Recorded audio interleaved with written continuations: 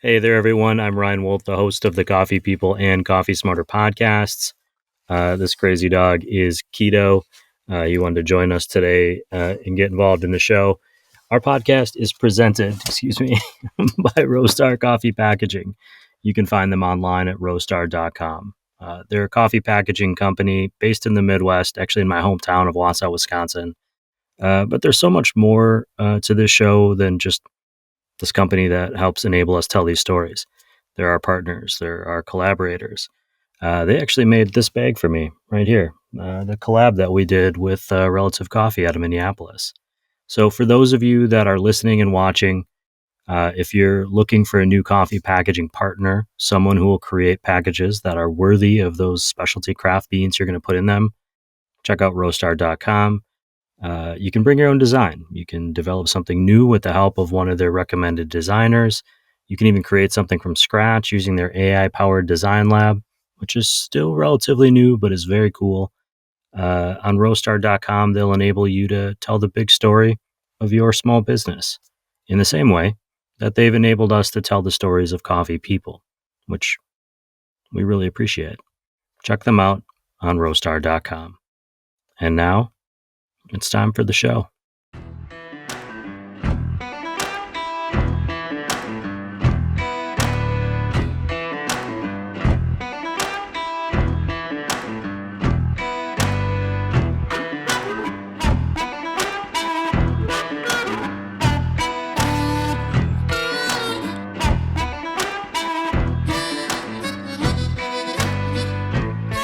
Again, nobody's here with us. It's just me and you. And I'm going to jump into this fancy read that I wrote down. So people see me looking away. That's why. Hey there, everyone. Welcome to the Coffee People podcast. I'm your host, Ryan Wolt. Our show is presented by Roastar Coffee Packaging, which you can find online at roastar.com. Our podcast, Coffee People, is part of our Roast West Coast Coffee Network. You can go to coffeepeoplepodcast.com to find the recaps of this episode, all of our other shows, including Coffee Smarter. And if you haven't poured yourself a coffee yet, now would be a good time to do that. Our guest today is Pablo Lara, a trader at InterAmerican Coffee based in San Diego, California, where I'm also based. You can find InterAmerican online at interamericancoffee.com, and you can find Pablo online on social media at Coffee Playtime. Those links, of course, in the show's podcast notes and in our newsletter, which we send out every week. Pablo, welcome to Coffee People. I'm glad you're here and we're finally getting a chance to do this. Yes, thank you, Ryan.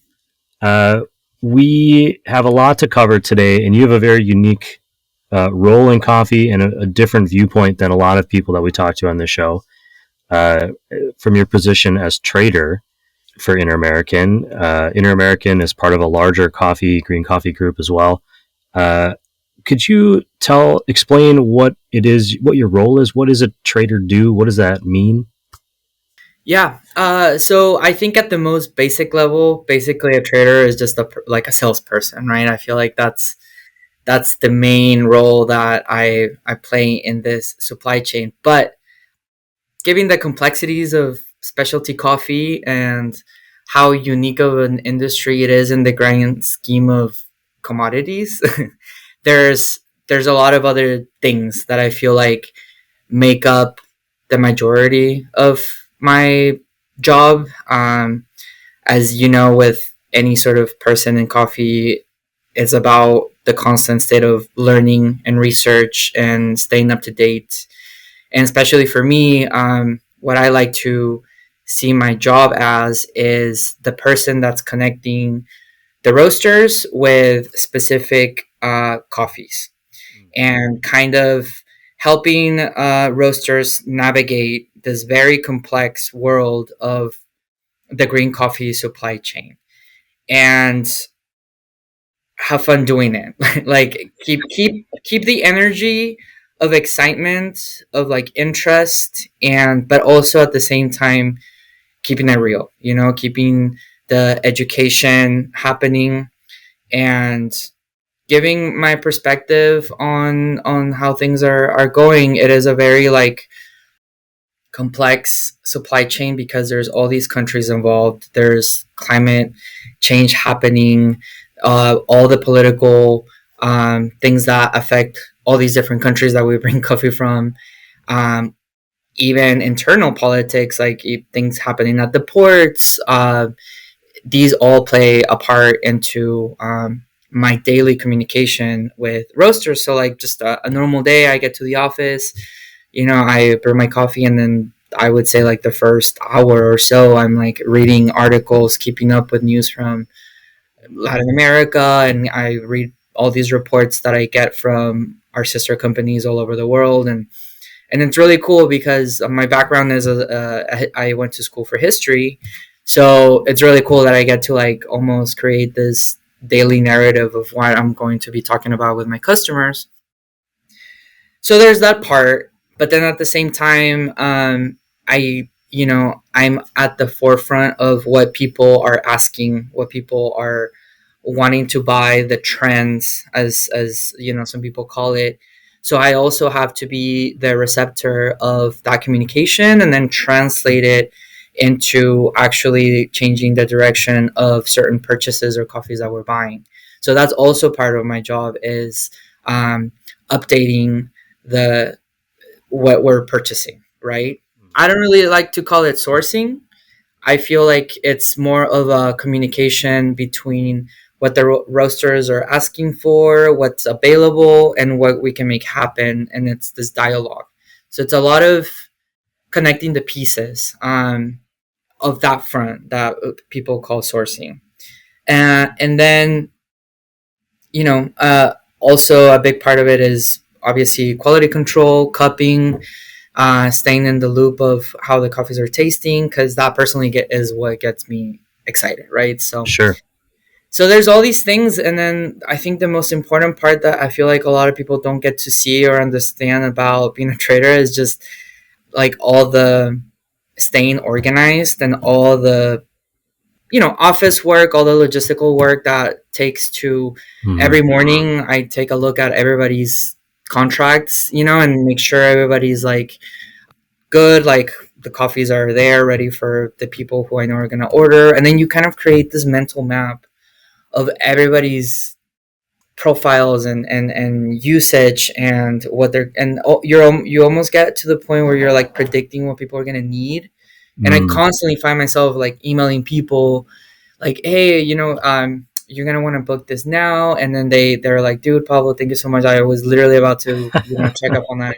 And it's crazy how you just uh go into this like almost organic state of communication with so many people, and things just kind of work out, and it's really magical. But yeah, big part of that is just like staying super organized and genuinely caring about the people that you're working with. Also, this what I'm hearing is like an incredible ability to multitask at different paces, because each of these different clients on both sides are going to be at different points in their daily business or their monthly business, and you're somehow managing to kind of shift between those as you are talking to each different one, or when you're talking to one, connecting that in your brain to go, oh, my other customer over here, that's who's going to benefit from what you're working on. How do you Mhm. build trust with these clients? I should ask first, is there any average on, like, say, I work with roughly this many people at a time? Is it 5 roasters and farmers? Is it 100? Is it, is it just, is it a much Well, bigger, I don't know where that number is. yeah. So I meant to look at that before I got on but it's around. So I have like under my name, I have like around probably like 200 to 250 like customers Oh, that wow. are assigned to me. Mm-hmm. Of people that have either previously bought from me or are just somehow under my scope. But last year I ended up selling from those 250 like around 270 customers that like I sold to, Mm-hmm. um, which is a lot. It's a lot of roasters.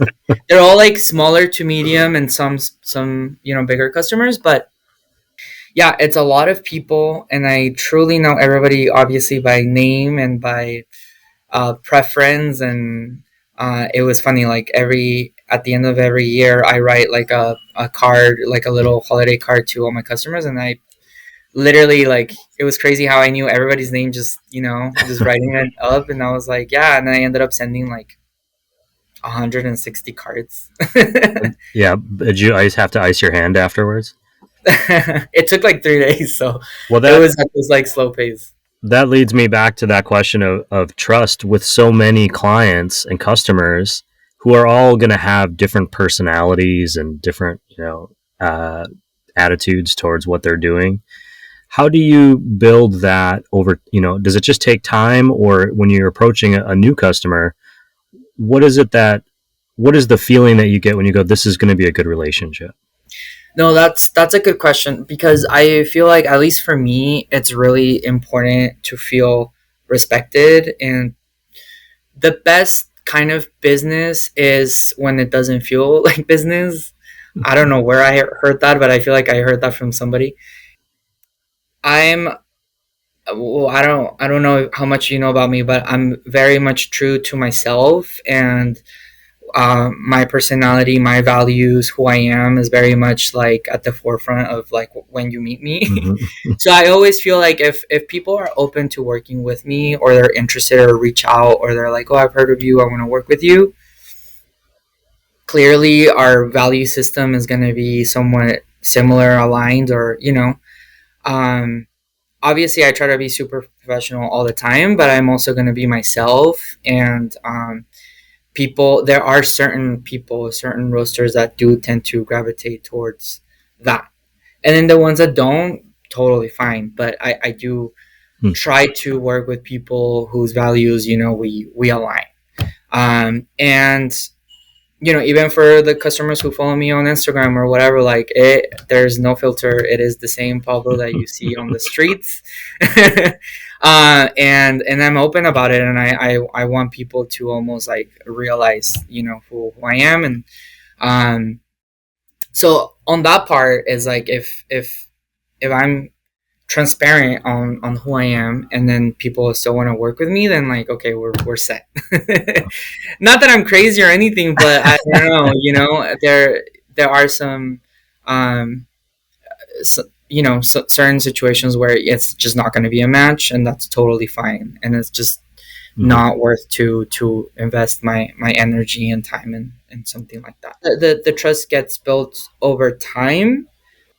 It's nice when you get to the point where a lot of the conversations that you end up having with your customers is not about coffee. In fact, when there are days where like I talk to my customers, and we don't really talk about coffee, that's probably one of the best days.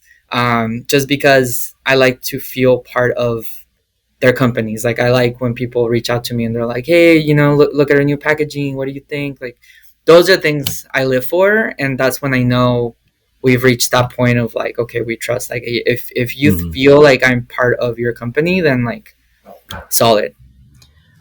I think what I hear when I'm listening to you talk about it is it's a good reminder, I think, for anyone listening to the show or any entrepreneur in general. It's the person on the other side of any business relationship is a person. It's a human being who's got their personality and their life, and all of that brings value, and it's all their collected experience is going to be reflected in their work. And if you can communicate on that level, it's only going to enhance your business relationship. Early in this chat, I say early, it was only a few minutes ago. You were talking about all the reading you do, learning about what's going on around the world and in your industry, and things that would affect you. Right now, there's just a boatload of content coming out about coffee prices. If it's not coffee prices, it's how climate is impacting our coffee farmers and the cost of coffee prices. It's how our politically, maybe not direct as coffee, but like we're in a period where no one's quite sure how the United States in particular is going to be trading with other countries or impacting trade. What are some things that you see is going to be impacting your role as a trader and the coffee industry in general as we're kind of moving forward into this next 2025 and beyond? Yeah, well, like we like to say in the office, it's never a dull day in coffee. I feel like, especially after COVID, and it truly just made for a very interesting, just very fast paced changes, and it's been not normal for whatever normal means. But I feel like for a very long time, things were very, um, there were a certain way that didn't really change much. And Mhm. then after COVID, everything has just been very different, which I've personally like really enjoyed. The problem solving is definitely like all those challenges are they're intense at that moment, but they keep it interesting. And like I said, because of my background and in history, is just like to live it, to live these historical times is just really interesting, and I love explaining to my customers like what exactly is happening and how we're creating solutions. And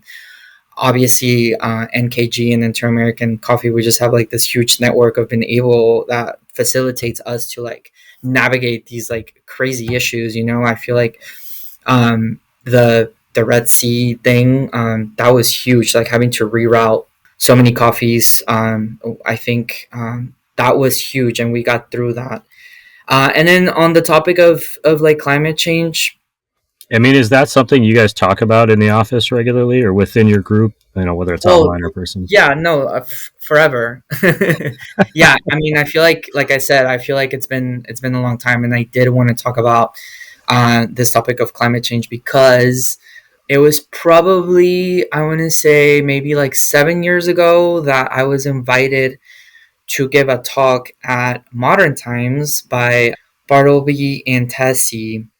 And they invited me, and they were like, okay, Pablo, we'd like you to talk about climate change. And like I said, this was like 7 years ago. And that was probably the first time I heard about it. That was the first time I was kind of thrown off because I was like, what am I going to talk about? I was like very new to the topic. I was kind of nervous, but I did my research. I like called different farmers from like 5 different countries. And I asked them, I was like, hey, have you noticed any changes on the weather or whatever? Because nobody was talking about it back then. And literally every producer that I talked to from like Peru, Honduras, Colombia, Mexico, they were all like, yeah, like rains have been super different, but it's only a Honduras problem. And then in Peru, they were like, oh yeah, the dry season's longer, but it's only here in like Peru. And then I was like, okay, everybody's having issues, but since they're not talking to each other, they don't see how it's like a global thing that everybody's going through. So then that was super insightful, and I'm forever going to be thankful for that team at Modern Times to have asked me that question. And then so I feel like I was almost like prepared because I had that information set. And then after that, every year I kept checking in, and then little by little now I see how it's actually become part of the daily conversation in green coffee. But it was something that was brought on to me as a question from the Modern Times team, which was super cool. So yeah, I mean, it's been something that has been affecting producers, and it's one of those things that's like very incremental, very slow, and but we're definitely at a point where either harvests are delayed or they come early, or the smaller crop. Obviously, we've seen with Brazil a huge impact, and now it's affecting the prices. So for people that say it's not real, it is now part of the sea market. So Sure. I think, I mean, my feelings on climate change are pretty well known. I'm a believer. I think I grew up in farm country in the Midwest, and farmers, I think, have always talked about changes. Now, what causes it, maybe up for debate in that area, but uh, the fact that it's happening isn't up for debate. This is affecting farmers. I think people who are when you talk about the sea market, there's a reason why the cost of coffee, even just in your local coffee shop, is going up. It's not mhm. just because, I mean, a lot of things are going up, but like if you're somebody who's upset or complaining because your coffee is $5 or more than, $3, or your pour over is 8 or 9, well, that's, I think, an indicator to say, what is the reason for that? What is causing this thing? It's not, coffee people in general, I haven't found to be terribly greedy. If anything, they want you to have the coffee and they're willing to take a hit on it. How do you then translate to your roasting partners? Hey, you need to prepare because they're thinking ahead. They're thinking 6 months, a year, 2 years ahead on like what their product that they're going to buy is, I assume, or you're thinking it on their behalf. I'm thinking of it like I was going to Yeah. say. How are you then kind of translating that to them to say, hey, you need to prepare because this is where the cost structure is going? And if they're on the other side of that, introducing new pricing changes for their customers is also going to be challenging. The communication conversations that I'm having at the moment is just like, okay, everybody needs to talk to the traders more. Like the communication needs to be like, it's got to change. And we all have to be flexible. Those are like the three things I keep telling everybody, and that's going to mean different things for different people. The price of coffee in general is like a very broad thing. You know, there are coffees that are priced against the C market. There are coffees that are um, flat price. There are coffees that have their own pricing thing because of, I'm talking about like coffees from like Africa. There's like the direct trade pricing. So it's a complex, to just talk about pricing in general. But yeah, people are gonna have to adapt. But I always like to start the conversation by just saying, this is where prices of coffee should have always been.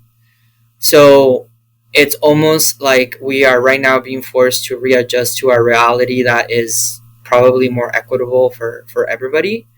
This is probably going to be like the first year that farmers are truly going to be able to like reinvest in their farms, because we've had these like, just, I mean, I don't even know what to call them, slave wages, like I don't know, for farmers for the past ever. So yeah, it's more of an adjustment. This is a business, so new countries will come in to take in, to any gaps of production. I feel like there's going to be like readjustments and changes, and we all have to work around that structure. We're not at the center of the universe, so if we have to change the way we buy coffee or the coffees that we offer in order for businesses to survive, this is business. But I think, there are certain coffees where, like right now, Brazil is more expensive than coffee from Colombia. So switch to that. Or there are coffees that are going to be, some countries are going to artificially try to keep low to take advantage of just the pricing. So just be smart about the communication with your trader. If you have a wholesale account and this is what they need, like, talk about the pricing where you need it. Don't, and obviously be smart about it. Talk to different traders. I always suggest people, like, don't just talk to me. You have to talk to other people. Get the best pricing out there. If you really want to maintain the relationship with me, then like let me know, and then I'll see what I can do. But yeah, just communicate and be flexible, and you have to realize that this is a global thing, phenomenon that's happening like around the world. So if you have to communicate to your customers as well about any changes in pricing, you're not going to be alone. It is super important for people's businesses to also stay afloat. So it's a balancing act. People are, when I say people, roasters and coffee shops and customers are expecting to some extent coffees that take on a something beyond just flavor and price, and that is the idea that they're ethical or they come from sustainable sources. What does sustainability in coffee mean to you? And does that word still have meaning to kind of the industry? I feel like I just hear it from everyone at this point. I can't even think of the last time I looked at somebody's roasting company website and didn't see that word on it. No, that's true. I do see where you're coming from with like the word losing the meaning, but the word still like obviously means a lot to me. Mm-hmm. Just because I feel like sustainability is such a important word, in different levels. What I obviously I love for roasters to focus on sustainability at the farmer level, but I almost wish roasters would focus on sustainability on like just holistically. So Hmm. from like if you're gonna be super tight on cost about like the green coffee, then like be smart about all your other things that you're buying. If anything, cut costs on like all these other things so you can invest more on your coffee. And if you want to be a sustainable coffee buyer, ask questions. Like ask questions to your importer. Be super nosy about it. Like we don't care. We want to answer the questions, but to me, it's still surprising how little questions roasters ask. I also do understand a lot of the roasters that I work with are like, small, like they're roasting, they're doing the hiring, they're doing the training, they're training the wholesale Mhm. accounts, they're covering shifts. Like it's crazy the amount of work that these people do. And obviously that's why I feel like they rely on me to do a lot of, this filtering for them. But I do wish people were less scared or nervous to like just ask questions. Ask, what where the coffees are coming from, and like maybe the structure of the co-op. Like all of these things are really important for you to ask, for you to call yourself a sustainable green coffee buyer. Those things are important. But yeah, as far as sustainability, it's like it's not just how much you're paying for the green coffee. Obviously, that's super important. But are you working with the same people year to year? Are you visiting the people and actually working on some sort of project with them? Are you how smart are you with your sampling? I feel like if you're asking for 20 samples to meet a pour over niche, like you're being very wasteful on the consumption of different things. So it's like you're consuming. I feel like we tend to pick on the producer so much about like, okay, are you using chemicals, are you doing this, but it's like how many cups of plastic are you using as a roaster? So even the concept of sustainability seems to be colonialized, Sure. Yeah. Well, you need to turn that light around and focus it on all aspects of the business, not just the because one most you're of buying. the unsustainable practices that happen are in the coffee shop. We get a local farm box here, and I was talking at the farmers market. I met the farmer, the farmer representative, and I was like, "Well, is it organic? Like how are you growing this? And like you don't have any of the certifications they have over there." And his answer was, "Well, we couldn't afford those certifications. Like if we can't afford that, we're certainly not affording the chemicals that you're worried about. Here's what we do. We set up a video camera. If you want to check in on what we're doing on any given day, you just log in." And I thought that was such a smart way to answer that question, because I immediately was like, "Oh wow, I'm gonna actually, if I not that I do check in on it because I trust that they're doing it now, but it was a nice way to say, oh, like the challenges you're facing are the same challenges as a customer that I'm facing, that I'm concerned about, the cost of it and where it comes from and how it's grown. You have this kind of large network of this large community in coffee. Is that you've talked a bit about being true to yourself and who you are. Does your coffee community and your personal community overlap a lot, or do you find that you need a break from one side or the other? Yeah, I feel like it was like maybe a couple years ago where I was like, okay, I can't have my life be coffee. And FYI, I feel like everybody who's listening to this, like, don't forget about that. I feel like it's super important to keep this balance. Even if we do a bad job at it, at least you have the intention to like separate ourselves from coffee. Sometimes it's super important. It will make you happier. It will make you a better coffee person if you at least try to have a world outside of coffee. I promise. Um, but yeah, at the same time, they do a lot of the times intersect, and it is beautiful. It is as cliche as it sounds. It is the community that keeps me going and interested in coffee because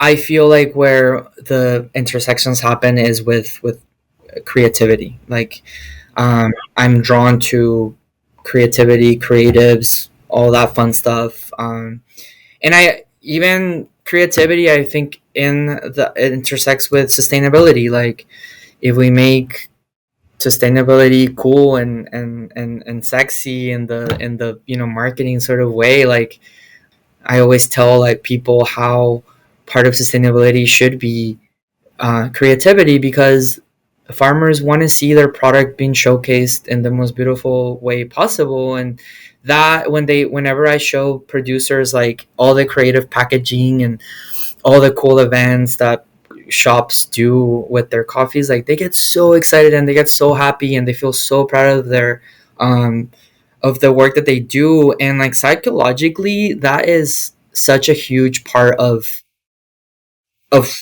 just making it sustainable for them to grow coffee. If they're excited and happy about it, and then gives them the right endorphins to want to keep doing it, that's also, I feel like, a sustainable practice, you know. So I feel like there is this creative part that draws me to coffee, and I want to see more of it. And I do tend to surround myself with these roasters and people that like that. And I do think the beauty about San Diego coffee is that everybody is creative in their own way. You know, all this new wave of coffee roasters in the city that has proliferated, the proliferation of these new roasters, being ex baristas or coming out of either the food or barista world, and seeing all their personalities just represented in their shops, like it gives me life. It makes me really happy. And so yeah. San Diego's coffee scene, I think, is just incredible, just in its growth. I mean, quality, absolutely, but also just growth. I moved to North County from San Diego 8 years ago, and when I go back, I was down in Pacific Beach yesterday.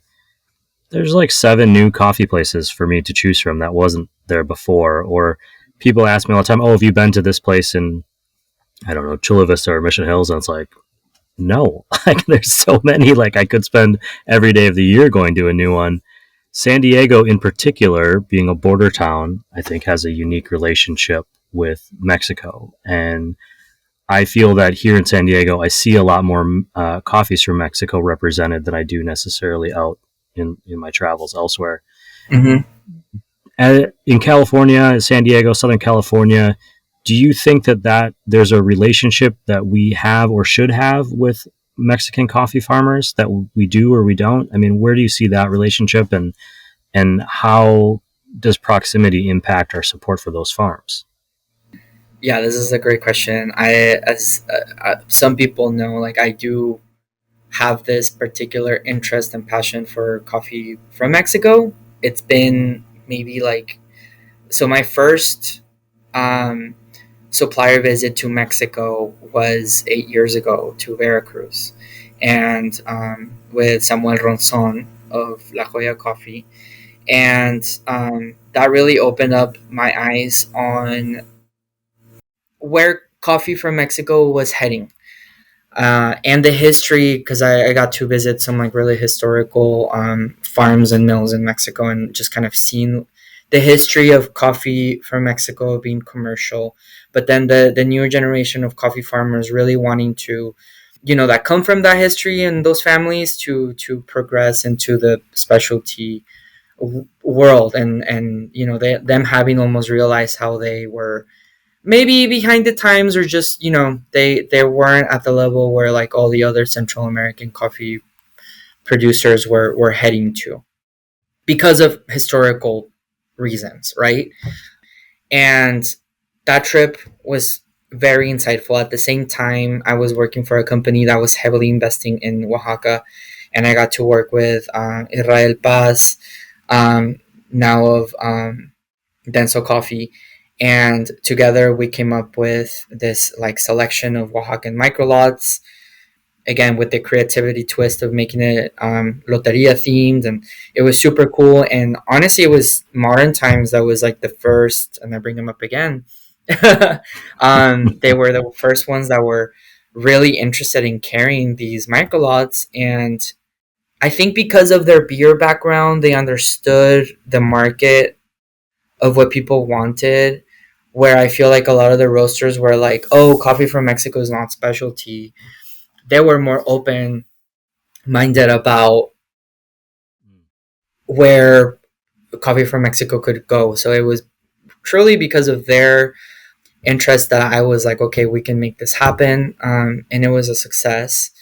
And then from that background, now at Inter-American, I feel like I understood the potential, and I've always been interested in Mexico. I grew up here in San Diego, and yeah, like you said, it was like this. I'm not Mexican. I'm from Ecuador, but having grown up at the border, you feel that connection, and I feel like that is true for a lot of people in San Diego. You don't necessarily have to be Mexican to want to carry Mexican coffee. You see it at all these shops here because we all resonate with the culture. Yeah, so those are all reasons why I have this passion for coffee from Mexico. Then obviously I've been able to do different trips to visit different. I visited Oaxaca, Veracruz, different parts of Veracruz, Chiapas, in Mexico, and just seeing everything that's happening, and especially these last few years, getting more of a sense of the political situation and all of that reality as well. It's a very complex supply chain down there as well because of the cartels and all this other stuff that's happening in Mm. Mexico surrounding violence and immigration. It's been truly cool. Again, with my history like brain, like just to see it all and then get to I write these reports, and then yeah, so all of that is, I feel like, it's really interesting. Also for me, it's like there are all these coffee producing countries. I truly can't wrap my brain around every country. I'm not going to say I'm an expert on all the countries, because it would, people that say that, I'm like, are you really? I feel like I like focusing on, you know less is more. So with Mexico for sure, I feel very passionate about. Also Peru. um I've loved making connections there. The reason why you see all these different coffees from Mexico all over San Diego is that connection. And I do feel like that earlier work that, I don't want to say like I did, it was like a team of people that we did, almost like opening the door for Mexican coffees of, the 84 plus to come in, and for people to want to carry them, because people were very apprehensive at first.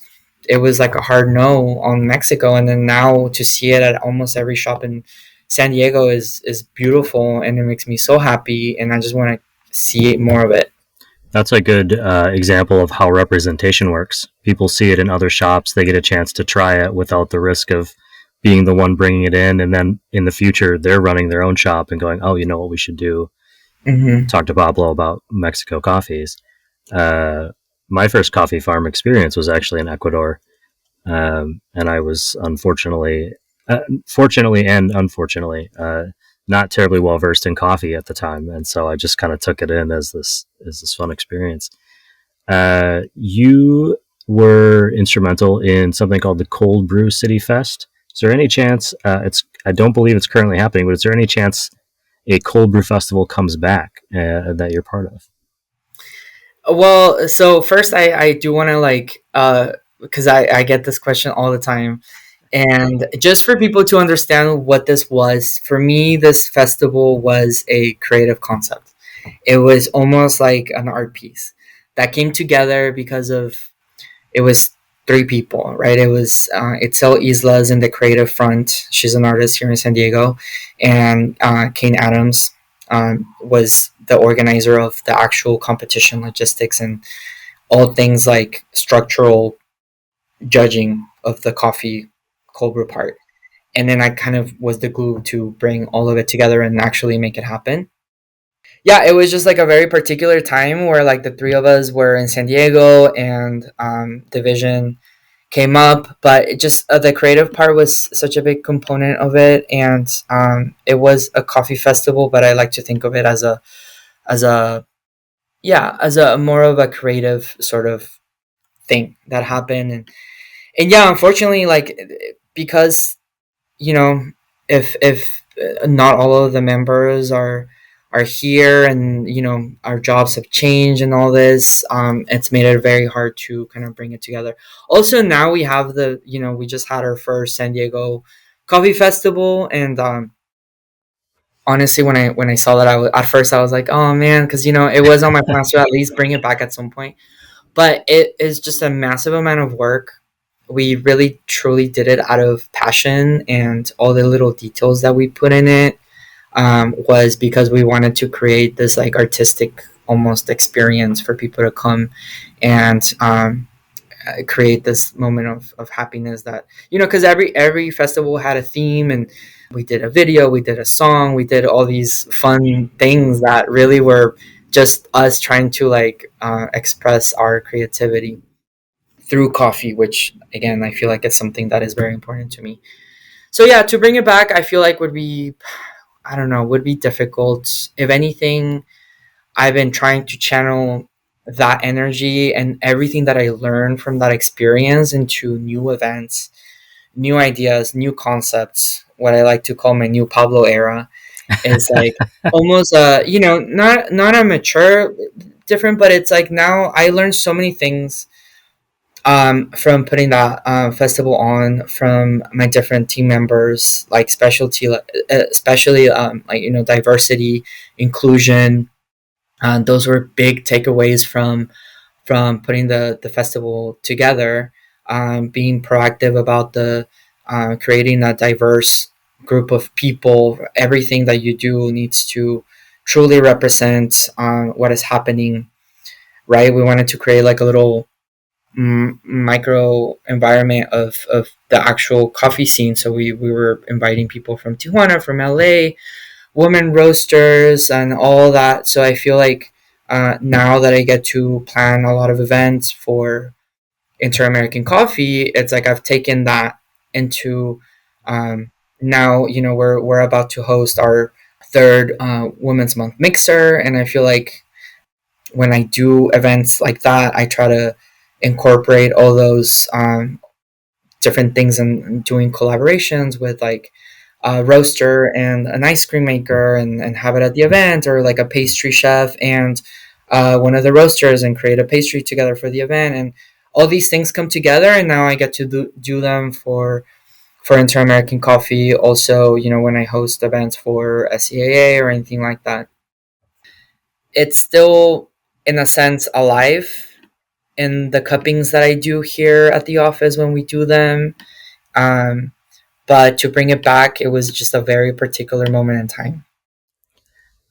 You are through that back then and the events you do now, and through your role as a trader, you're engaging with a lot of people.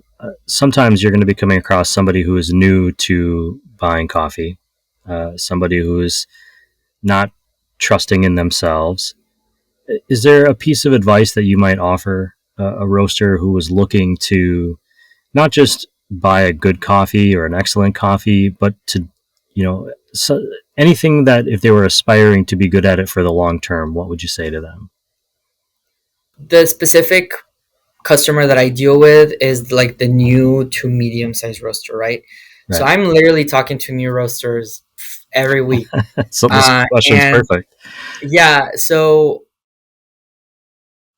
yeah, I feel like I always kind of, make very direct questions on like what they enjoy, or what their take on coffee is.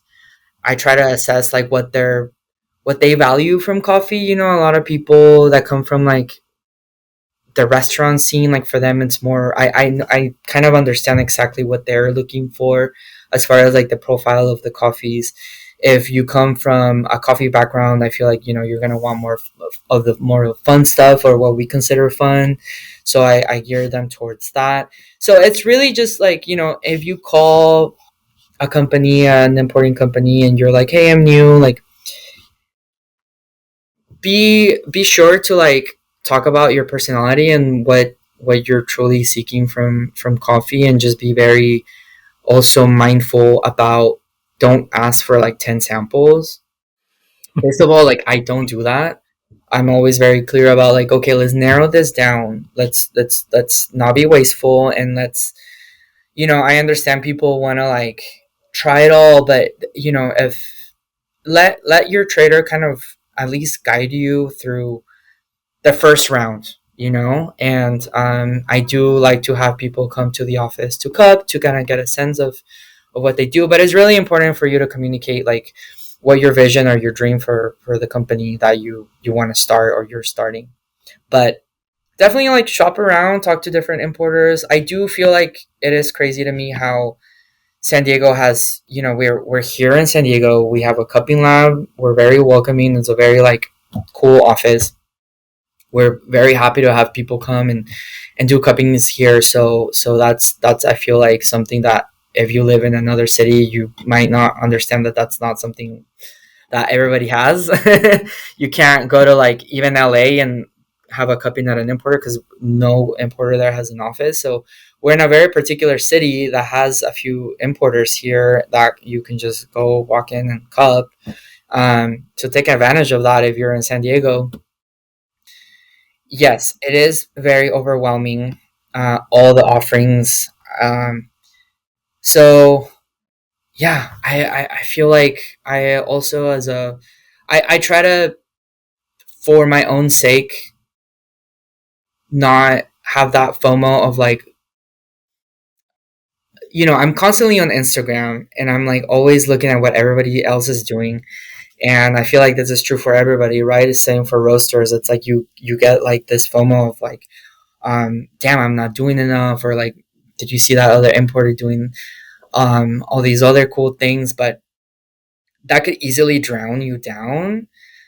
Right now I'm mostly just focused on like, okay, this is the supply chain that we have and that we're working on. I'm clearly obviously seeing what everybody else is doing, but my job is to, be proud of the people that we're working with. And if anything, like if I see something cool, I'm gonna want to discuss it with who we're working with, and see if we could do something similar, or we could focus or even have the conversation about different varietals or something like that. But I feel like, yeah, work within your network, and if you're new and starting out, have a clear vision of what you want to be as a roaster. I'm I'm assuming you try a lot of coffees. Do you ever get a chance to just go and drink a coffee without having to think about it? Is that even possible for you? It is possible for me. I'm not gonna say where I get coffee sometimes because it might be controversial. Well, if you were out and about, let's say you were just headed around, you saw a coffee shop and you stopped in. What do you order when you look at the menu? Well, okay, to be truthful, so Monday through Friday, I we have amazing coffee here at the office because I'm able to order or buy coffee from our customers, or they send us coffee. So Monday through Friday, like I'm set. We're always brewing the Chemex, and it's always really fun. And everybody here is really picky, so we always have good coffees and great discussions. And on top of that, we cup. So, but and then on the weekend, I realistically just get 2 days to venture out and drink coffee. And that's why sometimes if you follow me on Instagram, you're like, did Pablo really just go to 3 shops in one day?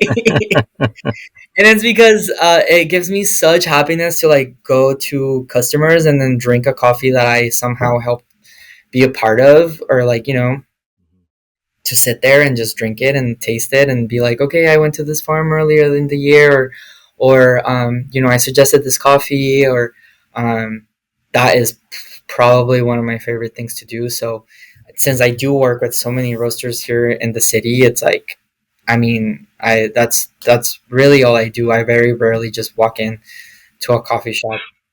Not to Blind. say that I don't go to coffee shops that don't carry coffee that I roast.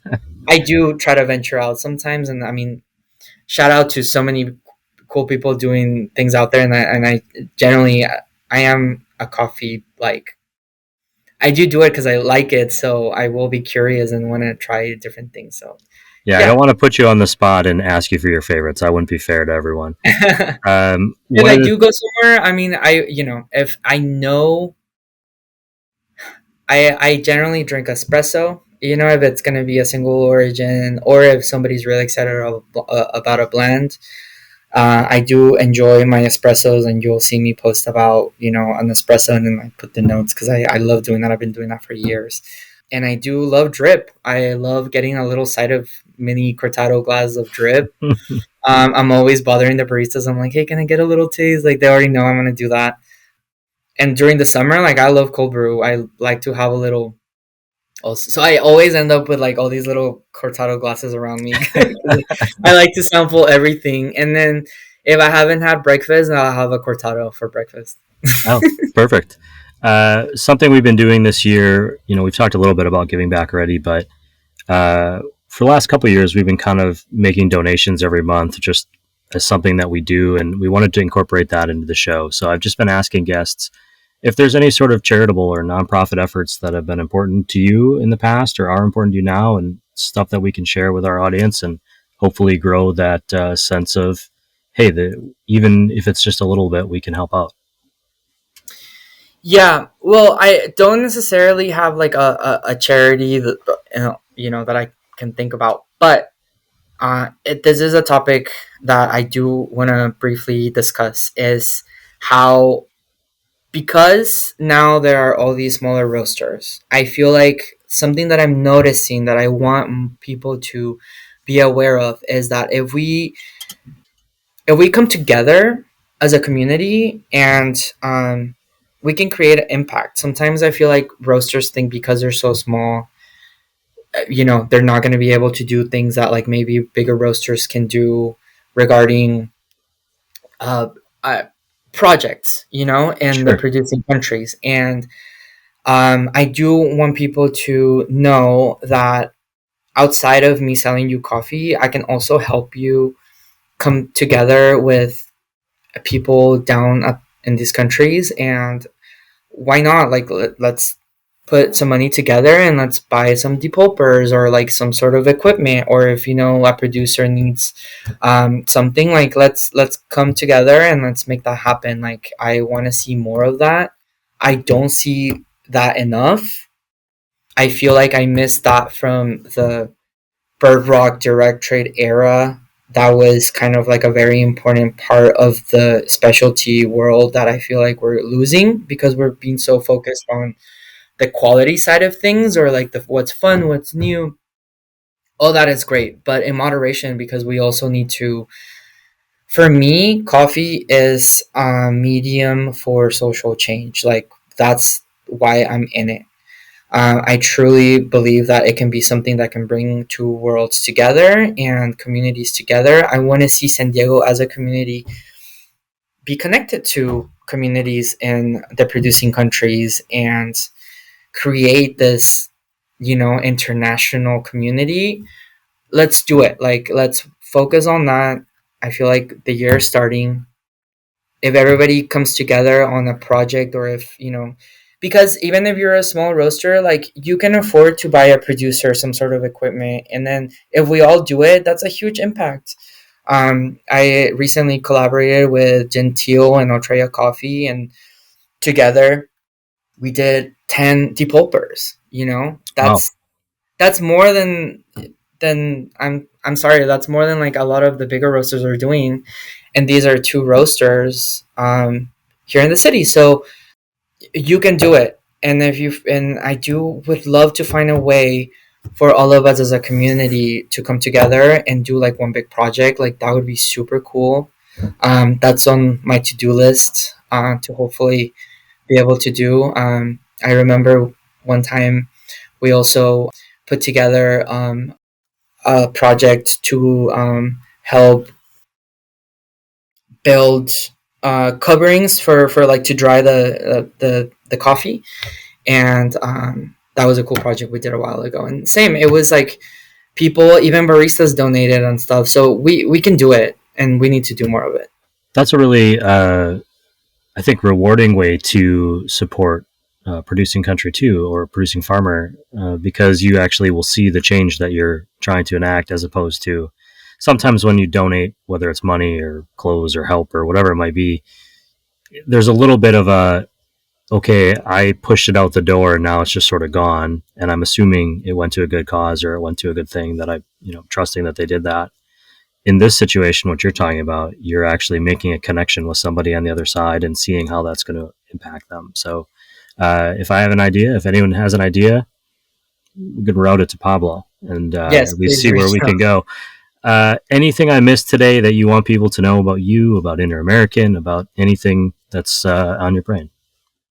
Well, I mean, I just, as a conclusion, I just want to say like how happy I am with the current state of all the small roasters popping up in San Diego because, like I said, I feel like everybody that is opening up their shops has this coffee background, and they're former baristas that maybe I worked with in the past, and then now to see them have their shops and showcase their personality in the products, and now having worked with people as baristas and now I get to sell them coffee is just such a beautiful thing. And we have a beautiful thing going. And let's remember, like I said, to come together. Even if you don't work with me, like let's do a project together. Let's not forget how coffee can have such a big social impact, and have that be the conversation or be part of the conversation. Yeah, support each other, and we have such a beautiful community. I truly feel it, and I feel like so many people from different cities always reach out to me and they're like, man, it just looks like you guys are having so much fun down here, and we are, and at least that's what I see. So let's keep it doing. Let's keep it going. Pablo, I appreciate the sentiment. I appreciate you. We've gone long. I've taken an hour of your life away from coffee and work and everything else that you're doing. I just really appreciate you taking the time. Thank you, Ryan. Thanks for having me. And to everyone else listening, you'll find all the links that we chatted about in today's episode, including the one to interamericancoffee.com and Pablo's Instagram that he's always on constantly in this podcast show notes. And we'll also include that in our newsletter, which you can sign up for or follow at coffeepeoplepodcast.com. This podcast is part of our Roast West Coast network and can be found on all your favorite platforms, Apple, Spotify, YouTube. Just search for Coffee People. Shout out to our presenting sponsor, Roastar Incorporated. Their support has enabled us to keep doing this, to keep telling these stories and talking to people like Pablo. So thank you. Thank you for listening and letting us share these stories. Tip your baristas. Be sure to drink, good coffee. Thank you. I did want to expand on what projects I've been currently working on in Mexico. And, the last 2 years, I've been able to take roasters from San Diego to different parts of Mexico. Oh, that's cool. And naming off, it was like Ultra Coffee, Gentile, Seven Seas, Caffeine and Green, and some other roasters, but those are the ones from San Diego. And I feel like, yeah, so these last two harvests, right? And then creating those relationships with certain coffees. Like the first year, we were able to visit Chiapas and Veracruz, where our headquarters are located. And the region of Zongolica is where we work with a lot of women producers, and we have a very cool women produced lot. So that coffee was sort of new to us at that point. It was probably like the second harvest, but it did really well. And I definitely wanted to visit because I'm always really interested in coffees from female producers, and I just like that representation aspect of coffees when you can have a single producer that's a woman or a group. And so we went there, and then it's cool, then the next year that has grown, and now for this third year, we've seen such a growth of popularity in that coffee, the women's Zongolica coffee, super popular coffee that we carry. And then that year also, the first time we went to Chiapas, and we started working with a single producer for the Dragon Lot Natural, and that also has been a very popular coffee that has continued to grow. And working with a co-op called Mocabe in Chiapas. We've visited them 2 times. So yeah, it's that like going back and bringing these roasters and seeing the growth that I've been working on, and especially now with last year we started visiting Finca La Esperanza, which is a single producer farm, and we brought really fun coffees from them that you can find in Gentile and Seven Seas and a few others. The most exciting one, personally, I feel like it was the Finca Tierra de Reinas that Provecho carries this year. There's a woman produced micro lot natural, super fun. So again, it seems like it would be an easy thing to just kind of accomplish, bringing a micro lot I just like pick. But these are things that like we're going there, we're visiting the farms, we're cupping at the table. At the same time, I have to like very quickly think of customers that are going to like want these differentiated lots, because we're taking on this risk, and it's like opening the ground for new coffees. Another one, for example, like with Finca La Esperanza, this was the first time that coffee has ever been imported into the United States. Mm-hmm. So yeah, that's kind of like the work that I've been doing. Also with Finca Muxbal, that's been a super popular one too. And again, I feel like that's been like 3 to 4 years in the works. We started buying 20 bags, then 30 bags, and then now this crop we're talking about like possibly bringing like our first full container of this lot, because we just have so many customers that like it. But it's like this work takes a lot, because I have to constantly like remind the roasters how special this coffee is, and the work I do calls and just try to keep everybody in the loop. I have calls with the producers. Like this last weekend, I had a call with Jorge from Finca Muxbal, and I happened to be at Gentile because it was a Saturday. I was just on my day off having a coffee, but that was the best time for me to be in like a good mood and just in the mental clarity to like be able to have a conversation with the producer. And what better to be talking to him while at the same time like drinking his coffee. So I was drinking it, and I messaged him, and he was like, "Hey, let's talk." And I was like, "Hey, is this a good time?" And then we talked about how this year is going to go. So yeah, I know it's kind of a lot, but you have to have that drive and passion to want to have to make it a thing and make it happen, and make it grow. So when you ask like, why do we see all these coffees from Mexico all over San Diego?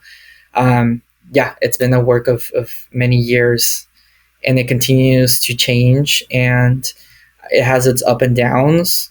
But yeah, so that's basically what I feel You've been like. building, a market for it, essentially. You've been teaching people about it. When you say that you bring roasters to Origin, which is a really cool experience for anyone who gets the opportunity, what do you see when you bring somebody that maybe hasn't been to Origin before? I mean, we all see YouTube videos of Origin, and we all understand the farming idea in theory. But do you see a change in the customers you're working with when they're actually at the farm and seeing the physicalness of it and the physical labor of it and understanding, feeling the dirt? I mean, what is that experience like when you have a group of people who are at Origin, and those are the people that someday will be roasting and brewing the coffee? Yeah, so first off, like I feel like I make it always extremely clear how this is another concept that has been like colonialized. The whole like origin visit. I hate the term, and I just feel like for the longest time there was this like exoticism behind the concept of like people from the global north going to the third world to find through jungles, that whole thing I hate. So the message I try to convey is that we are literally going to go have business meetings. You're going to go meet your business partners, which is why I like to call this like supplier visits, right? Because you're same as if you were going to go visit the factory where they make your cups, like where you're going to visit your supplier. You're going to have conversations about business, because this is what we're doing. And yes, you're going to have a cool experience, but that is a byproduct of the experience. this to me is not the whole point, is not to show you how beautiful a farm is. It's for you to meet the person that you're doing business with. Um, but at the same time, obviously, it creates a very important memory for the roasters to just remember all the work. And everybody's always so impressed by the amount of work that it takes to create your coffee. And I do think that is super valuable because, yeah, if something happens, if there's some sort of delay or something, like people here sometimes don't have a concept of all the work and all the people that go behind um, getting your coffee here. We've gotten a lot better at that. I feel like, especially during COVID, it was like a big reality check to a lot of people. So we are at a better point than where we were as far as like understanding the complexities of getting coffee to this country. But I think the most important takeaway is just for me, it's for people to realize that if you're gonna go on one of these trips, it's to build a connection with a coffee that you're probably already purchasing, or with with the intent that you're going there to do business, because that's what this is. If not, why would these people open the doors to their farms, and they usually like give you food and give you, and it's their time, and usually the visits are happening when it's like their busy time. So yeah, you gotta, I feel like not enough people are like mindful or respectful sometimes on that. So I'm always very careful. Like I take people to these countries when I know that these people already have bought the coffee or have some relationship with the coffee or have the intent of like growing their presence and with these coffees. It's an interesting, I feel a little chastised, but I think it's an interesting point on the language of how we talk about it. And you mentioned the term origin trip, and I just wasn't thinking of how people listening might be like, oh, this is what they're talking about. I like the term that you used, supplier visits. Mm-hmm. It makes a lot of sense. I mean, I don't mean to dismiss that side of it. Certainly, I think the people that are also visiting are thinking about it in terms of their future product and how they're going to be selling that story at some point, the same way that you're selling a story and the farmers are selling a product. And it's an interesting, I think, thing to think about. Not just as I'm not a roaster, but when I'm talking to roasters or when I'm visiting a coffee shop and drinking a coffee from Mexico, I'll certainly be thinking about that the next time I find myself sitting there. Anything else that we missed that you wanted to shout out? I know you can't like say your favorites, but you mentioned that you were at Gentile. What do you order on the menu at Gentile? Yeah, so I love going to Gentile, and honestly, like they never do a blend. I don't think they've ever had a blend, so they always have 2 single origin espressos.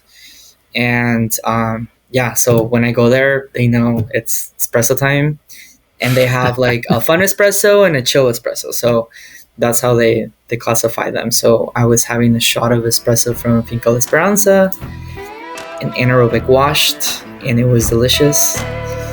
It was like perfectly fruity and chocolatey, and yeah, super nice. I need a chill espresso tomorrow. That's for certain. I've been needing a lot of chilling lately. Thank you for coming back. I appreciate it. I also appreciate that you reached out